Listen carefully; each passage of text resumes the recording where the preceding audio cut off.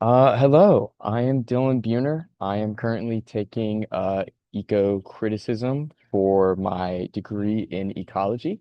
It is for my minor in environmental law, and I felt that it was an important course to have that and or environmental ethics.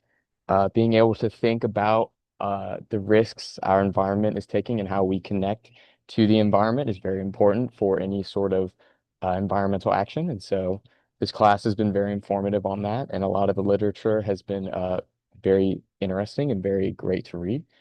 For my final video presentation, I will be discussing the film How to Blow Up a Pipeline. It is a divisive film that is about a ragtag group of people from a variety of different backgrounds with the common goal of blowing up two pieces of West Texas oil pipeline. They are trying to stop the flow of oil and use it as a direct messaging campaign to get the word out about climate change and how big oil has been polluting the local environments. Um, it's a very interesting look at direct action. They use a lot of online resources, readily available chemicals, hardware, and are able to make homemade explosives and conduct themselves pretty militantly on how their plan is supposed to go.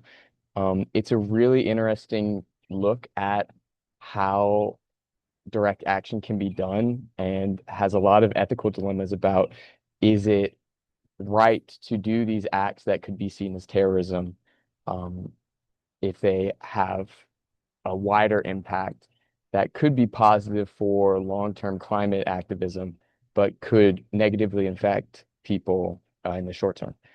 Um, to start, I want to talk about the characters. Um, it's very important. Like a lot of the ethical dilemmas come from these characters and their different backgrounds and how they relate to what they're doing. And so giving a deep dive on each of them will be very important. So we have the main three, uh, Xochi, Sean, and Michael. So Xochi lost her mother and began to feel apathetic towards her college experience and her activism. She was a part of a protest group called Divest, but ultimately drops out of the group and of college to go and do this direct action, this pipeline destruction. And ultimately, what happens is she takes the fall for the explosion to spread the message online and help her co-conspirators get away. And she is a driving force for a lot of what happens in this movie. Sean is another college-educated environmental activist and videographer. He was a part of Zoshi's group and joined her on her mission to sabotage an oil pipeline because he was also feeling very apathetic towards the current situation. He stays in the college space. He doesn't have to take the fall. He, in the very end of the movie, thinks he's being followed by a black SUV, but uh, the whole point was that a lot of the members have good cover stories to keep them um, out of jail. And so he does a lot of the recruitment. He has a very stabilizing force among the members, um, and he does a lot of the heavy lifting when it comes to the plan. Michael is from North Dakota. He is a Native American and is watching his reservation slowly dwindle to due to poor management by the state and from industrial overreach and encroachment. And he serves as the chemist. He is a very big factor in actually making the explosives. They find him for the group because he makes explosives online, and he is a big factor in them actually being able to blow up these pipelines. Then we have Dwayne. He is a farmer. Uh, he finds out about the pipeline because it was built directly through his land. And so he's built up as a very rural American sort of stereotype of someone trying to live their life and having that encroachment of pollution and industry on their land. He can't drink the water in his house. He's suffering from asthma. Uh, he feels these direct effects of pollution and wants to do something about it. And so he joins the group. Then we have Theo and Alicia. So they're a couple. They joined the group together. Theo was originally a cleaner and was diagnosed with leukemia due to her close proximity to a chemical plant when she was growing up. She doesn't have much time left to live, and so she decides that she wants to go out with a bang, literally, and do something that she thinks will actually cause change and be disruptive enough to make people listen. And Alicia, um, being her partner, originally was not supportive of the idea. She worked at a local food pantry and she has a lot of the ethical dilemmas of how does this actually affect people? Will this mean anything? And so she is a very disparate force throughout this movie as kind of a not naysayer because she still helps the team, but as an objector of like how will this actually impact people? And so she ends up helping to get back to Theo and to um she still believes in the cause, but at the same time. And then finally we have Rowan and Logan. They are another couple. They are also part of a direct action group that was destroying uh, construction equipment. So Logan and Rowan were on a mission to, I think it was dump cement into the gas tanks to ruin some of this equipment. And Rowan gets caught. She ends up having to become an informant for the FBI, trying to take, because they were trying to take down some of these direct action groups. And so they were going to use Rowan as a way to do that. But uh, she tells Zoshi that she is an informant, and that helps them build the plan of Zoshi and Theo taking the fall while all the other members of the group are able to get away scot-free. And then Logan is an, another, again, direct action member, so he finds a lot of joy in doing this.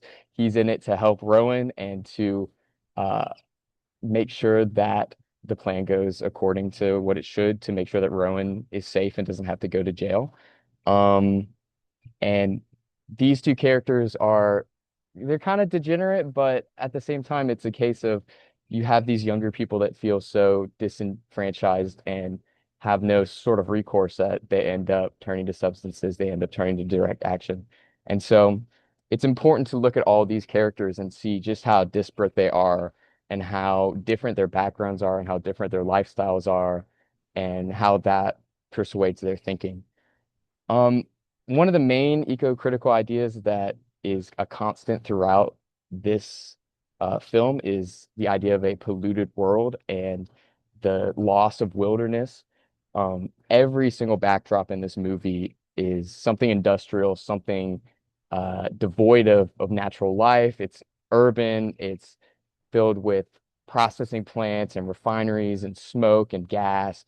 And it's this visceral imagery that drives a lot of the messaging of this is what the world looks like. And this is what a lot of places have to deal with on a daily basis. The noise pollution, the air pollution, the lack of biodiversity, the lack of any diversity in nature. And it's something that really hits home with two of our characters. Michael, again, like I said, he grew up on a native reservation that is slowly being encroached upon by um, industry and, in this case, natural gas refiners. And this idea of natives already having to face colonialization and genocide, and now have to grapple with the little land they have left being polluted by industry. It's a very poignant message, and it makes Michael and his actions a lot more sympathetic because he's a part of a group that already has watched um, his culture die and the land around him be polluted and killed. And it drives home this idea that sometimes direct action is all you can do. If you just lay down and die, like Michael says, there's nothing for you. You can't preserve anything. And so that's where a lot of Michael's ideas come from, is that he's watched his world be polluted and he doesn't want to just sit by. Um, we also have Theo. So her illness is a physical embodiment of the issues of a polluted world. She has leukemia because of living near refining infrastructure. she tells a story to Alicia while they're arguing about the plan, about how she would play outside in the rain as a kid and get burnt by it. And it's those little things of not being able to experience life as a kid or as an adult because of these brutal systems that are in place just to make money and to that ultimately hurt the environment, that bring a lot of people like Theo to do actions like that is depicted in the movie. And it's a very strong indictment of how pollution and environmental degradation directly impacts people, and how not having wilderness or not having a natural landscape to be a part of can cause mental issues and physical issues. And it's a very big driving point for Theo as a character and for a lot of the messaging in this movie. The other main eco-critical idea is this idea of eco-terrorism and the greater good for the environment. Um, there is a party scene that they have before they conduct the plan to go blow up the pipeline, and we have some very big ethical dilemmas that are being thrown around by some of our main characters. Alicia mentions how their actions are going to directly hurt people in the moment. By blowing up an oil pipeline, you're going to spike oil prices, and that's going to cause people to not be able to commute to their jobs or not be able to get their kids to daycare. Um, we have a very car-centric world, and so she points out that it's going to directly hurt people and cause economic struggle for those who are already struggling. And Sean agrees with her on that, but argues that even though those actions might be terroristic and might hurt people in the short term, it's for the greater good. It's for the future generations to understand that, hey, you can't have this type of society if you're going to pollute everything. You're just going to make people sick and you're going to make people economically desperate. And so while their actions might be seen as terroristic in the short term and might harm people in the short term, it in his mind, will have larger impacts that will push the envelope of environmentalism and climate awareness further. We also have this idea of protecting those that might be a part of the system. Logan and Rowan, as a part of their mission, have to go sabotage a um, gas pipe. And so they end up coming across these two workers that are technically just doing their job and are also disenfranchised. One of the workers mentions that it serves the company right that they're replacing them with drones, even though they have to go out and do stuff still. And so you have these people that are directly contributing to uh, oil companies keeping their grip, but at the same time are just workers, are just almost pawns. And so Rowan has this dilemma of, well, we can't let them go to this other site that has the bomb because they might die.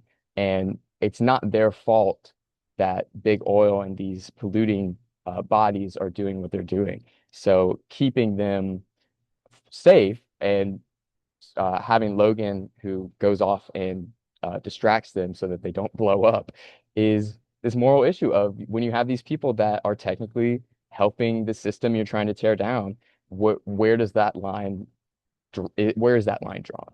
And for them, it's not killing anyone. And I feel like that's very understandable and very noble in the context of what they're trying to do. Um, I think the biggest um, ethical argument that our characters have is at the very end when Zoshi and Theo are truly hashing out all the details of the plan. Um, it's you have these two characters that have very different lived experiences and very different um, ideas about how things should be done. You have Zoshi, who is planning this whole operation, knows about Roan being an informant, knows who to get on the team, how to blow it up, where to blow it up. And she sees this direct action as the only way to truly get climate activism and environmental degradation to stop. Um, Again, these two characters from different backgrounds are arguing about what actually helps when it comes to climate policy. Alicia argues that there are, again, real people doing real good to help the planet in a legal way. And Alicia mentions that Zoshi is operating out of ego and out of this sense of righteousness. And she's not entirely wrong. I mean, towards the end, we have a character who goes down for this act and uses it as a jumping point to broadcast herself online. And part of me agrees with her of there is something that you have to at some point when you've lived long enough and you've seen the degradation that can happen, doing direct action and making your voice heard in this way can seem like the only way to do it. But at the same time, you have Alicia who is again arguing that there are better ways.